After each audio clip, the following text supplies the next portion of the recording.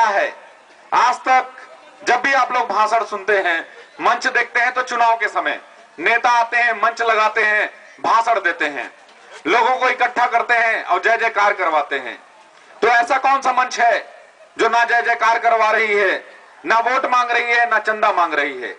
ये सभा कोई तमाशाइन सभा नहीं है जो नुक्कड़ में सभा दिखाने के बाद बंजारों की बस्ती में आप देखे होंगे बंदर का नाच दिखाकर या अलग अलग प्रकार के कुछ मनोरंजन के कार्यक्रम करने के बाद आपसे चंदा मांगती है। भाइयों, हम आपके लिए आए हैं। आज अगर आप हमारी बात नहीं सुनते तो याद रखना, आप पछताओगे।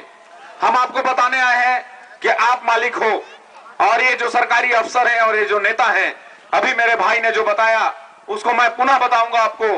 अभी हमारे संजय भाई ने आपको जो बताया कि हम टैक्स पटाते हैं, तो मैं उसे अपने शब्दों में आपको बताऊंगा कि देखिए, आप मालिक हैं, हम यही जन जागरण अभियान चलाना चाहते हैं और बताना चाहते हैं। हमें क्या पड़ी है बता करके, हमें क्या पड़ी है जगह जगह अपने पैसे खर्च करके।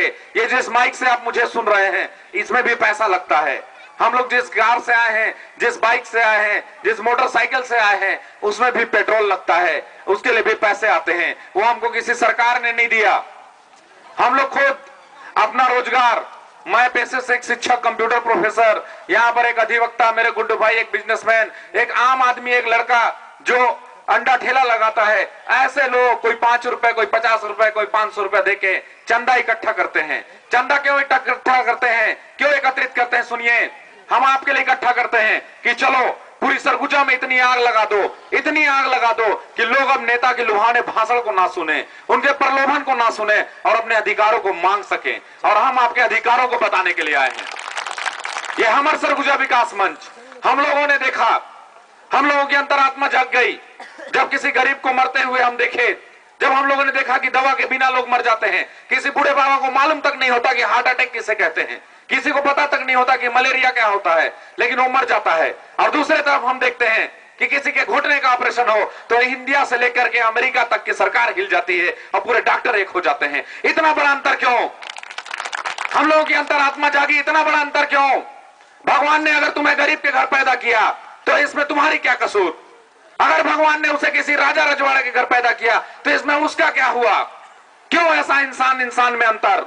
हमारे देश के नेताओं ने अंग्रेजों के समय जब हम गुलाम थे, बहुत अच्छे भारत का सपना देखा था। महात्मा गांधी के तन में ढंग से कपड़े नहीं होते थे, वो अंग्रेजों से लड़े।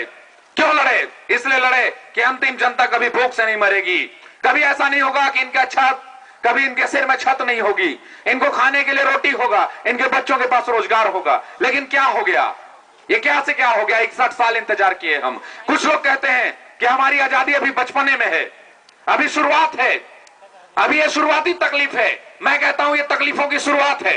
अगर किसी बच्चे को बचपन में ही कैंसर हो जाए तो जवानी वो देख ही नहीं पाएगा। वैसे याद रखना, ये लोकतंत्र खत्म हो जाएगा, पूरी तरह एक घमासान युद्ध होगा, एक ऐसा युद्ध कि रोटी के लिए, कपड़े के लिए लोग एक दूसरे को चाकू मारा करेंगे। और देखना, जब ऐसा होगा तो आप पछताओगे, आप अपने बच्चों के हाथों में बंदूकें देने को मजबूर हो जाओगे। चारों ओर कहीं पे लॉ एंड ऑर्डर नहीं रह जाएगा, कहीं पर कोई किसी के लिए दुख दर्द में काम नहीं आएगा, सभी स्वार्थी हो जाएंगे। ऐसा इसलिए होगा क्योंकि अपने स्वार्थ के कोर से आप अंधे हो।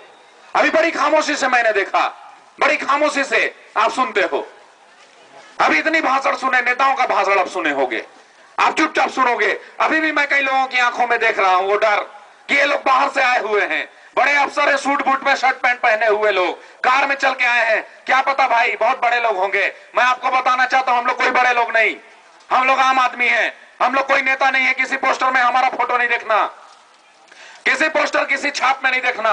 कभी चुनाव में हम वोट मांगने नहीं आए हैं, हम आपको जगाने आए हैं मेरे भाई कि जगो और समझो बातों को। हम लोग सोचे कि क्या करें देश के लिए, तो हमें समझ में आया कुछ लोग, कुछ अधिवक्ता, कुछ शिक्षक, कुछ व्यापारी आपस में बैठ के हम लोग तय किए कि चलो कुछ मुद्दों पे लोगों को समझाएं। देश सुधारने का सबसे अच्छा कारण, सबसे अच्छा तरीका यही है कि सबसे पहले आम जनता को जगा दें। हम पूरा देश शायद 100 साल में ना सुधार सके, क्योंकि भारत को आजाद कराने में 190 साल लगे। 190 साल तक तो हम जीवित भी नहीं रहेंगे मेरे भाई, लेकिन अगर हम चाहें तो 100 दिन में सरगुजा को जरूर सुधार सकते हैं। इसलिए हमने बनाया हमारा सरगुजा विकास मंच। तो आओ, और सबसे पहले अपने गांव के लिए, इस दरिमा के लिए एक हो। जब दरिमा के लिए एक होना, उसके बाद अंबिकापुर के लिए, उसके बाद सरगुजा के लिए। लेकिन ओवरऑल सभी लोग एक बार सभी सरगुजिया हो। तो इसलिए हमर सरगुजा विकास मंच हम लोगों ने बनाया और ये आपकी बात करेगी। यहाँ पर कोई नेता का भाषण या यहाँ पर जिंदाबाद और मुर्दाबाद नहीं होता। जब भी हम नेता को बुलाते हैं तो हम देखते हैं कि कुछ ना कुछ अपना उल्लू सीधा करता है, अपना स्वार्थ सिद्धता है। इसलिए हम प्रयास करते हैं, अगर कोई नेता आना चाहता है तो आए, उसका स्वागत है। आप आना चाहते हो आओ और बोलो। लेकिन हमर सरगुजा विकास मंच के लोग ना तो किसी नेता का जिंदाबाद करते हैं, ना किसी पार्टी का जिंदाबाद करते हैं। हम लोग सिर्फ जनता के लिए और जनता के द्वारा और जनता के हित में काम करते हैं। यह है हमारा हमर सरगुजा विकास मंच। मेरे भाइयों, मैं बताऊं आपको, हम लोगों ने देखा कि सबसे बड़ी आज हमारी स्थिति क्यों है, हम एक क्यों नहीं होते। तो आप सुनो ध्यान से, ये नेता हमको एक नहीं होने देना चाहते। अंग्रेज 1942 से 45 तक के बीच में एक फुट डालो और नीति करो, फुट डालो और शासन करो कि एक नीति अपनाए कि इन लोगों को हिंदू, मुस्लिम, सिख, ईसाई अलग अलग भागों में बांट दो।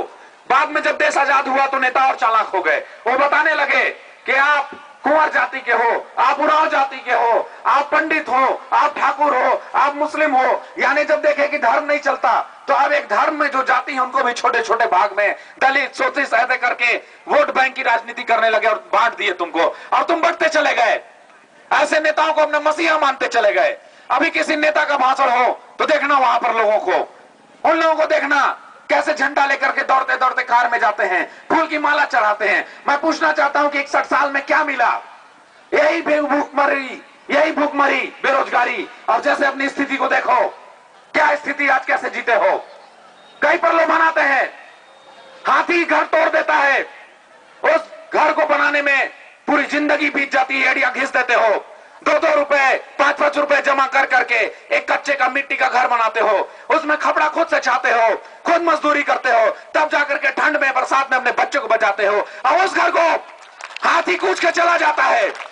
आधे कुचले दबे हुए लोग अपने बच्चे को एक पर्दे की आड़ में दूध पिलाती हुई माँ, रात को सिसकते हुए बच्चे को भूख से उस हाथी के तोड़े हुए आधे अधूरे घर में बैठे रहते हो, लेकिन फिर भी आंदोलित नहीं होते। ये क्या बुज़दिली है? इसीलिए हम आए हैं बताने के लिए कि कोई नेता तुम्हारे अधिकारों के बारे में नहीं लड़ेगा, कोई आके नहीं बताएगा। इसलिए हम लोग एक होकर के 31 जनवरी को कलेक्टर सभा में चेतावनी दिए हैं 5 से 10 हजार लोग कि कलेक्टर सुन, ये जनता का शासन है और तू कौन? तू जनता का सेवक है। अगर इस 20 जनवरी के, इस 31 जनवरी के आंदोलन में हम तुझे चेता देते हैं कि अगर इस 20 फरवरी तक हमारे ग्रामीण भाइयों को अगर उनका मुआवजा नहीं मिला तो देखना हम इस कलेक्टर परिसर में आके तेरी ईंट से ईंट बजा देंगे, इस प्रशासन की गाड़ियों को जला देंगे। और इस धमकी का असर यह हुआ, इस धमकी का असर यह हुआ कि कुछ लोगों को मुआवजा मिलना शुरू हो गया है। मेरे भाइयों, हम बताना चाहते हैं कि आओ, एकता में बहुत ताकत होती है। भाषण मत सुनो, यहां हम भाषण देने नहीं आए या भाषण देके वाहवाही लूटने नहीं आए। हम बताने आए हैं कि सुनो, अपने अधिकारों को जानो। जो अपने अधिकारों को नहीं जानता वो दबता है, और तुम दबते हो इसलिए क्योंकि जानते नहीं कि तुम क्या हो, क्या ताकत है तुम्हारे अंदर। अब अपने आपस में जातिवाद को, धर्म के भेदभाव को एक बार भूलो, सिर्फ एक बार। हमारी बात एक बार मान करके देखो। अगर देखना हर घर में छत नहीं होगा, रोजगार नहीं होगी और खाने को रोटी नहीं होगा, फिर कहना आज तक नेताओं की बात मानते आए, क्या मिला? 61 साल, सिर्फ 61 दिन हमारी बात मान के देखो। नहीं पसंद आए मत करना मेरे भाई, लेकिन एक बार हमारी बात मानकर देखो, फिर देखना क्या होता है। एक बार जब कोई नेता है और जात के नाम पे लड़ाए और धर्म की बात करे और धर्म का बहुत बड़ा मसीहा बने तो उसको दौड़ा दौड़ा करके जूतों से मारना। उसके बाद देखना कोई नेता कभी भी धर्म के नाम पे तुमको बांटेगा नहीं। मैं बताऊं, कोई जातक कथा नहीं, परी कथा नहीं है मेरे भाई। ये देश, ये भारत देश, यहाँ राजा महाराजा हुआ करते थे। चंद अंग्रेज आए व्यापारी बन के, जैसा ये जो दुकान लगाया है, व्यापार कर रहा है कपड़े वाला, सब्जी वाला, वैसा व्यापारी बन के आए। अंग्रेज लोग देखे कि ये तो बड़ा ही बुज़दिलों का देश है, यहाँ करोड़ों की आबादी है, लेकिन इस पूरी भीड़ में किसी एक आदमी को मारो, कोई पूछने वाला नहीं उसको क्यों मार रहे हो। ज्यादा से ज्यादा उसके भाई को या उसके बाप को अफसोस होगा, लेकिन बाकी सब चुपचाप चले जाएंगे। वो सोचेंगे मुझे क्या, कुछ गलत किया होगा, मार रहा होगा। अंग्रेज इस कमजोरी का फायदा उठाए और धीरे धीरे ईस्ट इंडिया कंपनी आ गई और पूरे देश को गुलाम बना लिए, और ऐसा गुलाम बनाए कि बाहर से आए मुट्ठी भर अंग्रेज यहीं पर कहने लगे तुमको कि भारतीय और कुत्ते मेरे घर में नहीं आ सकते। यानी कुत्तों से और जानवर से बदतर स्थिति कर दिए। काला पानी का सजा सुन लेना तो रूह कांप जाएगी। लेकिन ऐसा क्यों हुआ सुनो, क्योंकि उस समय हमारे देश